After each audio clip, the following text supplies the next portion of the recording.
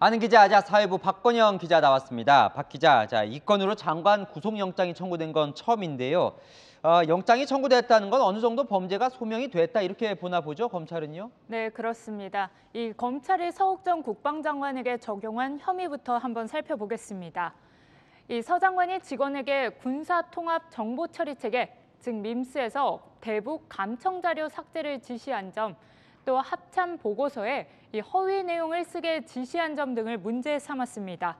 현직 해수부 소속 공무원이 표류하다 살해당하는 과정을 은폐한 중대 사안인데다 또 서 전 장관이 검찰 조사에서 혐의를 부인하는 등 증거 인멸 가능성도 있다 이렇게 판단한 걸로 보입니다.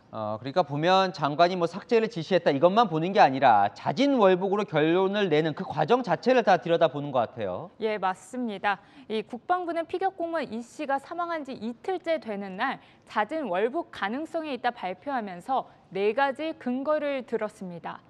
이 씨만 혼자 구명조끼를 입고 있었고요. 배 안에 신고 있던 슬리퍼가 발견됐고 또 부유물에 의지한 채 있었다던가 월북 의사를 표명했다는 게 이유였습니다. 그런데 감사원 발표 자료를 보면요. 국방부는 이전에 확보한 첩보에선 잦은 월북이라고 단정할 근거가 부족했다고 봤습니다.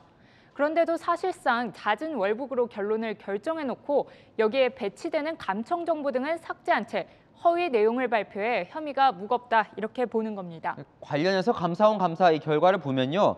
새벽 3시에 서욱 장관이 퇴근한 직원을 다시 불러서 삭제를 지시했다는 거예요. 그죠? 네, 맞습니다. 이 삭제를 지시한 시점, 이게 중요한데요.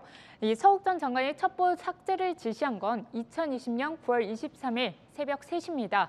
이 안보관계 장관회의가 이날 새벽 1시부터 열렸으니까요. 회의를 마친 직후입니다. 검찰에선 첩보를 삭제 지시한 그 자체만으로도 진실을 은폐하려 할 의도가 있었다 이렇게 보고 있습니다. 네, 새벽 3시면 이제 이대준 씨가 사망한 지 한 6시간 정도 지난 뒤인데 그 시간에 사실 감사원은 국정원도 삭제했다 이런 의혹을 지금 제기하고 있거든요. 그렇다면 박지원 전 원장도 뭔가 수사를 지금 해야 될 것 같습니다. 검찰 입장에선. 네, 맞습니다. 박지원 전 국정원장도 고발됐지만 아직 검찰 소환 조사는 한 차례도 받지 않은 상태인데요.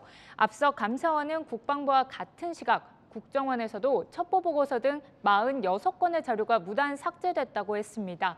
국정원이 자체 감찰을 벌여 박지원 전 원장이 자료 삭제 지시를 했다고 보고 검찰에 고발했던 만큼 서욱 전 장관의 구속 여부가 결정된다면 박 전 원장의 소환 조사도 시간 문제일 거라는 관측이 나옵니다. 네, 결국은 이제 윗선 수사가 어디까지 가느냐가 관심인데 결국 이 당시 아까 박 기자가 말한 새벽 1시 관계장관회의 이때 지금 검찰은 주목하는 것 같습니다. 네, 맞습니다. 이 관계장관회의에 누가 참석했냐를 한번 보면요.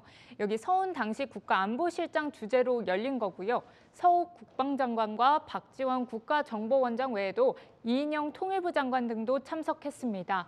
결국 정보 삭제가 누구의 어떤 지시로 이뤄진 건지 밝히는 게 수사의 핵심인데요.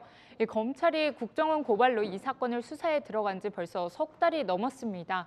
이 압수수색이나 강제 수사 등을 통해서 감사원 조사보다 더 많은 증거 자료를 검찰은 확보하고 있는데요. 이 감사원법 위반 등으로 고발된 문재인 전 대통령까지도 수사가 확대될지 관심이 모아집니다. 네, 잘 들었습니다. 아는 기자 박건영 기자였습니다.